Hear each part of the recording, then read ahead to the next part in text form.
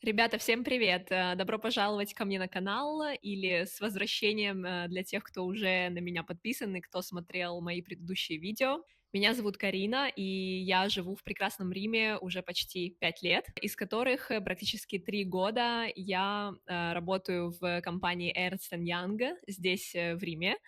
Это одна из консалтинговых компаний Большой Четверки.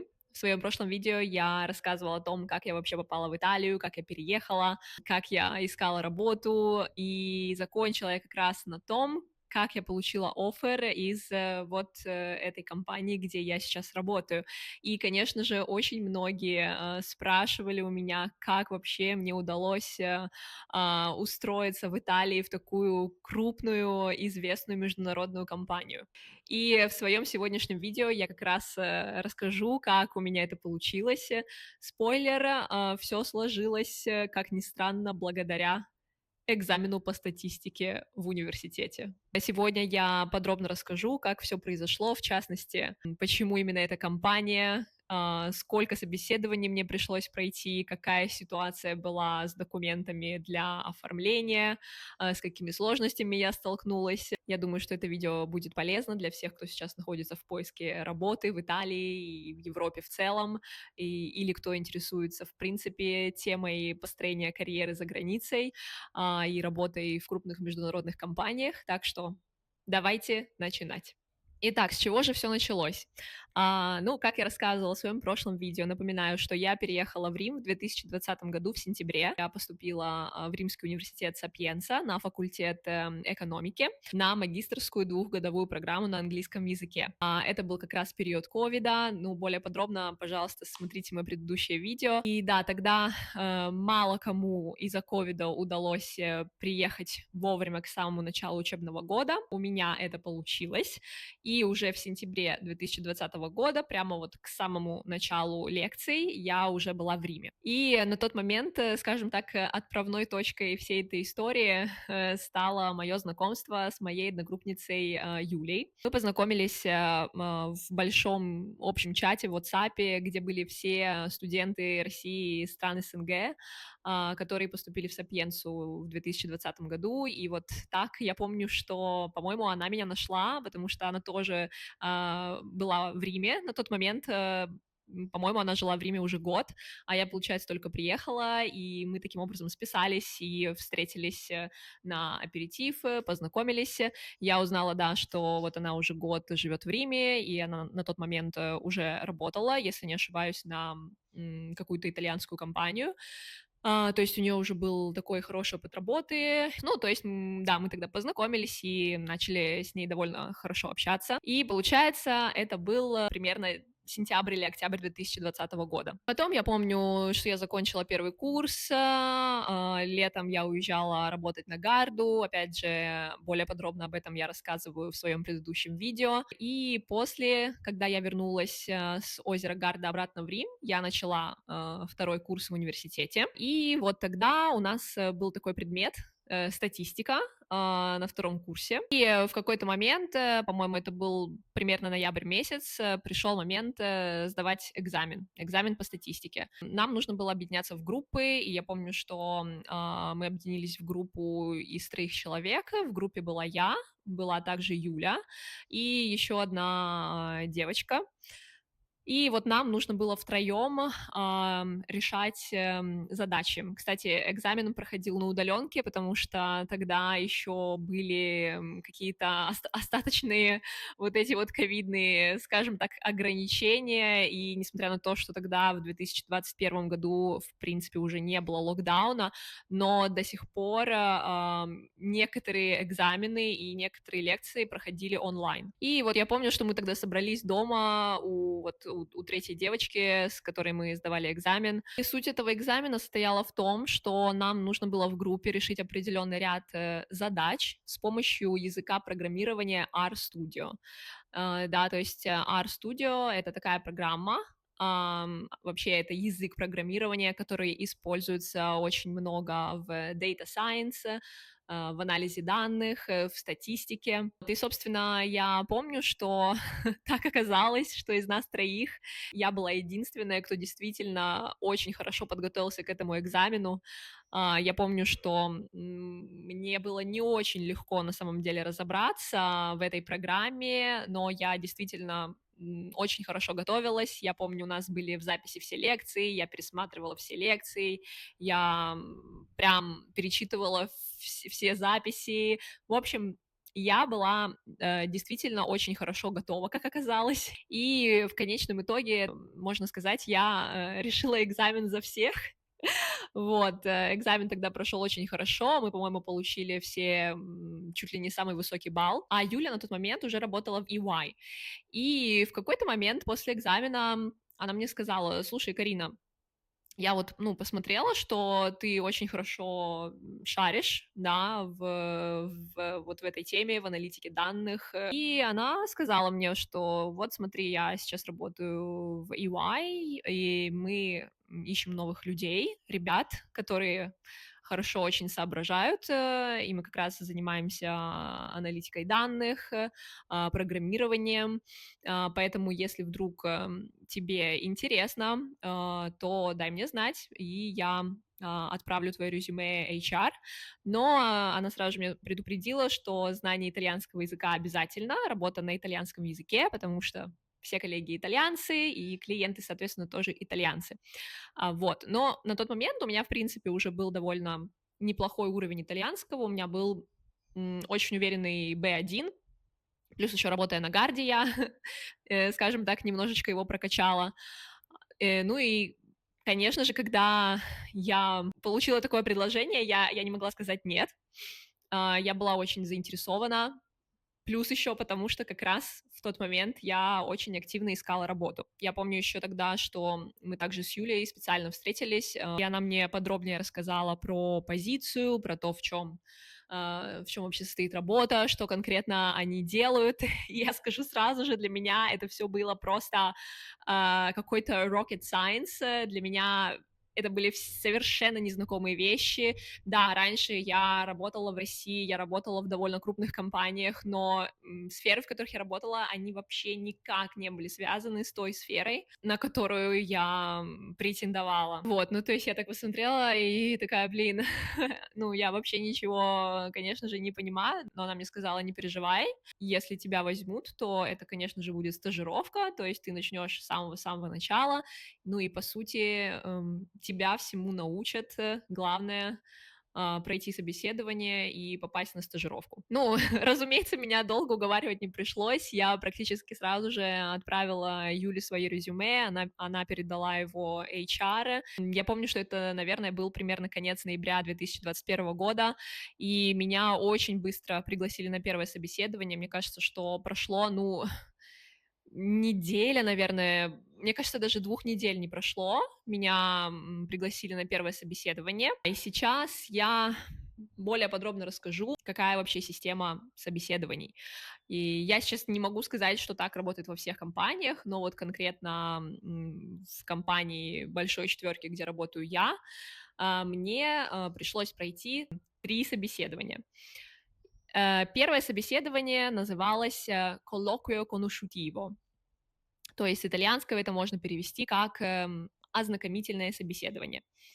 Это собеседование проходило с HR-менеджером компании, и фокус этого собеседования был на том, чтобы вот именно ознакомиться больше с моей, скажем так, с моей биографией, какой у меня опыт работы, где я училась, где я учусь сейчас, почему я переехала, когда я планирую заканчивать учебу.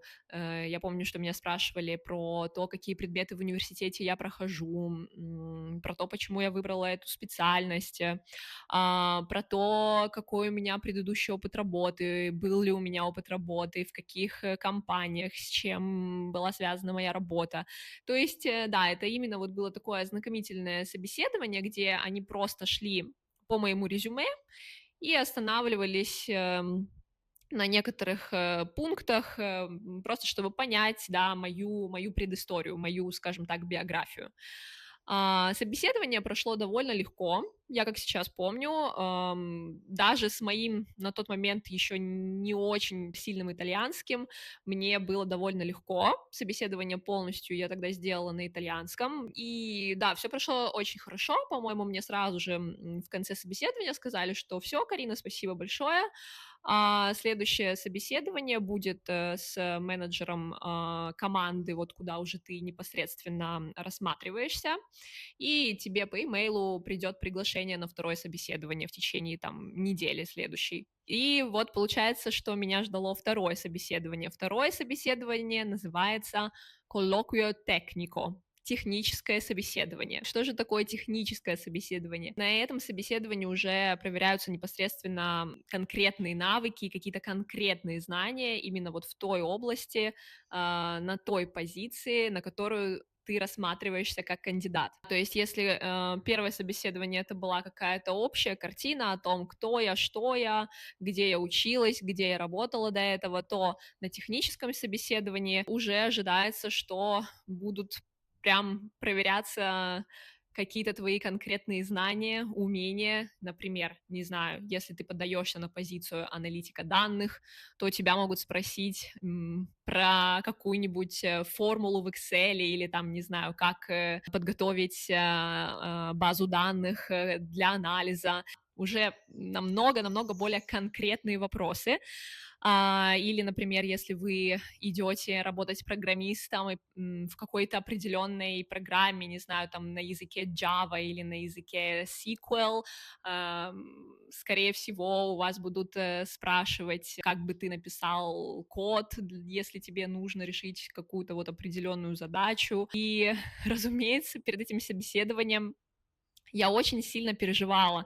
Я безумно нервничала, потому что я прекрасно понимала, что, ну, какие у меня вообще могут быть знания в этой сфере, в сфере, где я вообще никогда не работала, и я до конца вообще, если честно, не понимала, куда я иду и что я иду делать, потому что, ну, на практике, да, я никогда с этим не сталкивалась, разумеется, я максимально старалась подготовиться, я там смотрела на Ютьюбе какие-то видео, читала в интернете какую-то информацию, скажем так, готовилась как могла, используя то, что у меня было на тот момент. И наступил день собеседования, и, если честно, мне кажется, я намного больше нервничала и переживала. Собеседование прошло довольно легко. Ну, единственное, что я очень сильно нервничала, я настолько сильно нервничала, что мне было в какой-то момент, мне стало тяжело говорить по-итальянски, но менеджер, вот, с которым я собеседовалась, он вообще был супер такой дружелюбный, спокойный, он видел, что мне немножечко сложно говорить, и он мне сам предложил перейти на английский, если мне так будет комфортнее, так что мы в какой-то момент перешли на английский, и, насколько я помню, он не задавал мне каких-то вот прям супер конкретных, сложных вопросов, ничего такого не было. Единственное, что, да, я помню, что он у меня спросил, что я думаю про диджитал-трансформацию страховых компаний, про artificial intelligence он у меня что-то спрашивал. Ну, то есть это были, опять же, какие-то общие вопросы, и он больше интересовался моим мнением,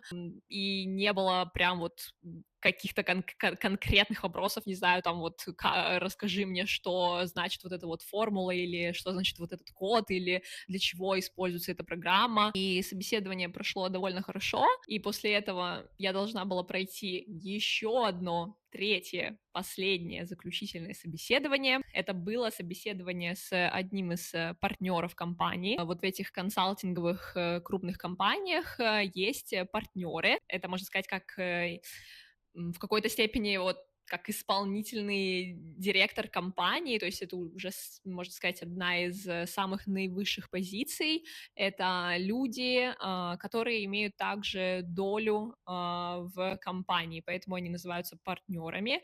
И в основном, в принципе, их задача — это именно поиск новых клиентов. Они очень хорошо знают рынок, они очень хорошо знают все тонкости, и их задача искать новых клиентов и искать новые проекты для компании. И таким образом, вот мое третье заключительное собеседование было с партнером.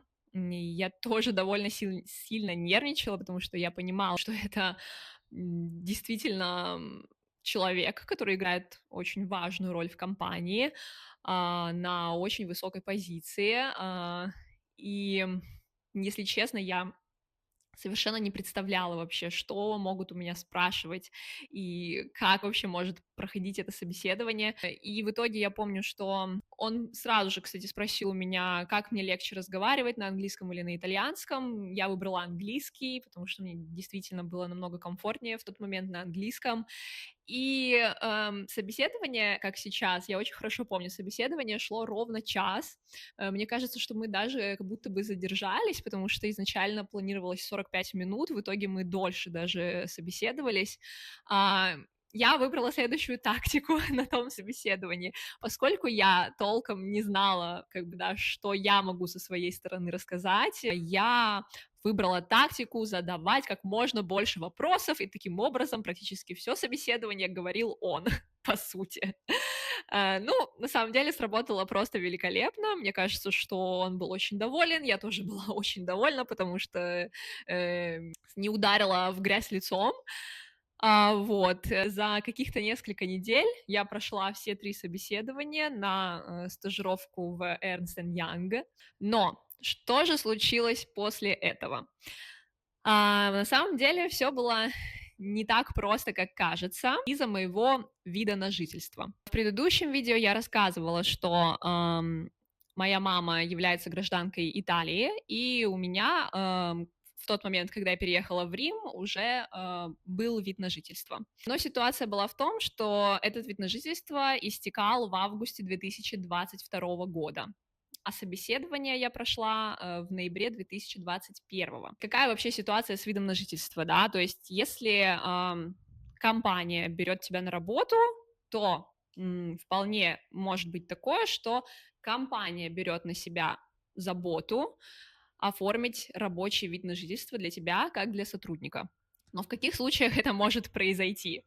Это может произойти тогда, когда ты действительно являешься каким-то классным специалистом с каким-то крутым резюме, с супер классным опытом работы, да, что ты можешь предложить этой компании как иностранец что-то такое, что по каким-то причинам, да, там не может предложить, допустим, итальянец. Ну, то есть ты действительно являешься классным экспертом, и компания готова пойти на вот эту вот всю сложную бюрократическую процедуру по оформлению рабочего вида на жительство.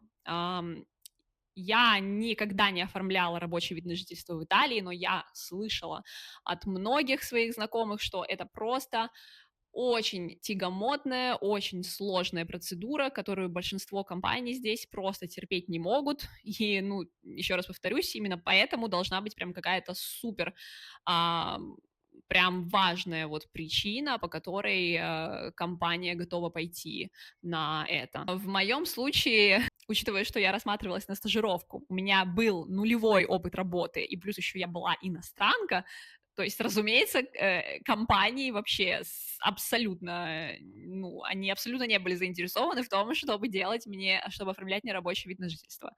Вот. Но я как бы тогда сказала Юле, что у меня есть вид на жительство по семейным мотивам, потому что моя мама гражданка Италии, хоть она не живет в Италии, но я честно тогда сказала, что он истекает довольно скоро. И на тот момент я еще не знала точно, какие могут быть сроки и что именно я должна делать для того, чтобы его продлить. То есть я знала, что не должно быть никаких проблем с его продлением, потому что моя мама все еще была моей мамой, и она все еще была гражданкой Италии. Единственное, что я, во-первых, сама не совсем понимала, да, какая именно процедура для его продления на тот момент. Ну и во-вторых, у меня не было никакого документа, который я могла бы показать компании и сказать: смотрите, ребят, то есть все ок, у меня скоро истекает вид на жительство, но вы не переживайте, вот бумажка из квестуры, которая подтверждает, что мне его продлят. Да, то есть у меня не было никакого документа, а компания, соответственно, тоже не могла, скажем так, верить мне на слово. Поэтому из-за всей этой ситуации моя стажировка так и осталась в подвешенном состоянии. Я успешно прошла все собеседования, но потом вот я думаю, да, именно из-за того, что у меня не было никакого официального документа, который бы подтверждал, что мой вид на жительство будет продлен, они не захотели просто брать на себя по понятным причинам такой риск и оформлять меня, основываясь просто там на моих словах, да. Поэтому собеседования прошли, но оффер я так и не получила. И поэтому вот в январе месяце я устроилась тогда на подработку в магазин муранского стекла. И в какой-то момент я вообще уже перестала надеяться даже, что меня возьмут, потому что, ну, ситуация тогда осталась реально вот в каком-то подвешенном состоянии. То есть я вроде как и отказ я не получила, но в то же самое время и оффер мне никакой не прислали. И плюс потом я узнала, что они в итоге взяли другого мальчика, и который, кстати, был моим одногруппником по совместительству. И я, ну, подумала, ну, окей, то есть был шанс, но, видимо, это не мое, будет что-то другое. Итак, далее. Как все развивалось с моим видом на жительство. То есть поскольку он истекал в августе, за 2 месяца до его истечения я сама лично поехала в квестуру в Риме и сказала: ребят, вот у меня вид на жительство есть, истекает через 2 месяца, что мне делать? И они мне сказали: все супер, не переживай. Они мне выдали, они мне сразу же на месте назначили аппунтаменто на сентябрь, как я сейчас помню, на отпечатки пальцев. Сказали, что я должна обязательно быть со своей мамой. И, собственно, все. На самом деле, опять же, все прошло очень быстро, очень гладко, без каких-то лишних вопросов, проблем. Они вообще у меня ничего не спрашивали, они просто сразу же выдали мне этот аппунтаменто, бумажку, сказали, что я должна там заплатить налог. Я все сделала. И потом я не помню, если честно, как это все точно было. Либо я сама написала Юле, либо незадолго до этого Юля мне написала и сказала, что они все еще ищут людей, и что если вдруг у меня поменялась ситуация с видом на жительство, чтобы я дала ей знать. Скорее всего, мне кажется, это было именно так. И как только я получила вот эту вот бумажку, я сразу же отправила ее Юле, я сказала, что все ок, все в порядке, мне продлят вид на жительство, приедет моя мама, мы специально пойдем вместе в сентябре в Квестуру. И как только я написала, буквально, мне кажется, через неделю мне пришел оффер, приглашение официально на стажировку. То есть в конце июня я ходила в квестуру, и уже в начале июля мне уже пришло приглашение. И это все произошло так быстро, что я была просто в шоке. Да, потому что я тогда, во-первых, уже и думать вообще забыла про эту работу. Но, конечно, это был супер огромный сюрприз, очень приятный сюрприз. И вот так я оказалась в Ernst Young. Что я могу сказать? Какие у меня были первые впечатления о стажировке? Ну, для меня это был одновременно потрясающий, интересный, захватывающий период, но в то же самое время очень сложный. Стажировка длилась 6 месяцев, и лично для меня эти 6 месяцев, мне кажется, были одними из самых сложных в моей жизни на сегодняшний день. И сложность состояла по большей части именно, наверное, в языке. То есть мало того, что вообще все, что я делала и чему я училась каждый день, для меня совершенно все было новое. Еще более сложным весь этот процесс делал тот факт, что я не говорила на своем родном языке. Это был итальянский. Это был тот язык, которым я еще не владела на настолько хорошем уровне, чтобы чувствовать себя свободно. Также я поняла, что тот итальянский, на котором я говорила до этого в каких-то супер бытовых, простых ситуациях, не знаю, там с продавцами в магазинах, с друзьями, со знакомыми, это был совершенно другой итальянский, отличный от того, с которым я столкнулась в корпоративной среде. Да, то есть итальянский, на котором ты говоришь со своими коллегами, со своими клиентами, профессиональный, очень специфический язык. Мало того, что нужно было говорить, нужно было писать, вся переписка, все имейлы. Ну, вот честно скажу, у меня просто ехала крыша. Это был большой-большой стресс, и вот нисколько не преувеличиваю, самая настоящая школа выживания для меня. Я в какой-то момент всерьез сомневалась вообще, останусь ли я, возьмут ли меня, потому что мне все время казалось, что я что-то не так делаю, что я плохо говорю, что меня плохо понимают. Хотя вот задачи рабочие у меня не было проблем, я всегда все, у меня все хорошо получалось, мне на самом деле практически всегда говорили, что я молодец, что у меня все классно получается, что я очень быстро всему учусь. Но вот этот вот перфекционизм, не то чтобы даже мой, а мне кажется, это вот отчасти наша какая-то славянская культура, что мы должны быть лучшими во всем и всегда. И вот этот вот мой дурацкий перфекционизм, который постоянно просто меня съедал изнутри, и мне всегда казалось, что я где-то в чем-то не дотягиваю. И очень-очень сильно стеснялась своего итальянского.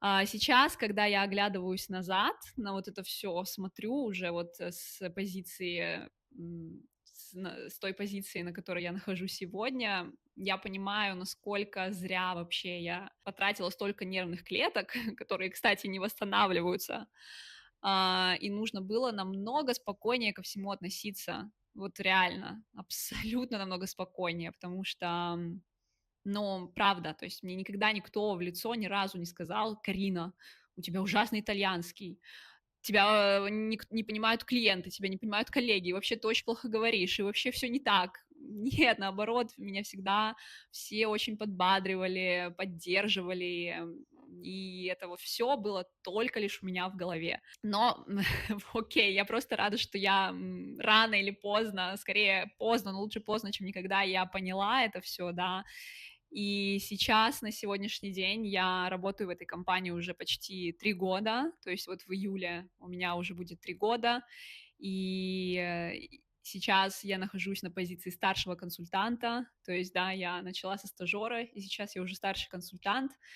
Э, Это путь длиною в 3 года, и время пролетело безумно-безумно быстро. Самое классное в этой работе — это тот объем новых знаний, новых навыков, которые я получила и продолжаю получать каждый день, да, то есть про консалтинг, про вот эту сферу, про компании большой четверки говорят, что их особенность именно в том, как быстро ты растешь, что процесс роста в этих компаниях, там, не знаю, чуть ли не в 2-3 раза выше темп роста, чем если бы ты работал в обычной компании. Да, работа нелегкая, работа сложная, работать приходится очень много, но в то же самое время не бывает скучно, и бывают также поездки, командировки, и у меня отличный, потрясающий коллектив, у нас очень молодая, классная команда, причем не только в Италии, но и за границей. Я действительно очень рада, что в моей жизни появился такой шанс, и классно, что я сказала «да». И несмотря на все сложности, я проделала весь этот путь. В своем предыдущем видео я уже говорила, как хорошо, что я переехала в Рим именно в сентябре, а не стала тянуть время, потому что у меня вообще-то была возможность приехать на полгода позже. Потому что если бы я приехала позже, то никто не знает, как бы все сложилось. Вероятно, я бы не встретила свою замечательную одногруппницу, благодаря которой предоставился этот шанс, и вообще все могло бы быть совершенно по-другому.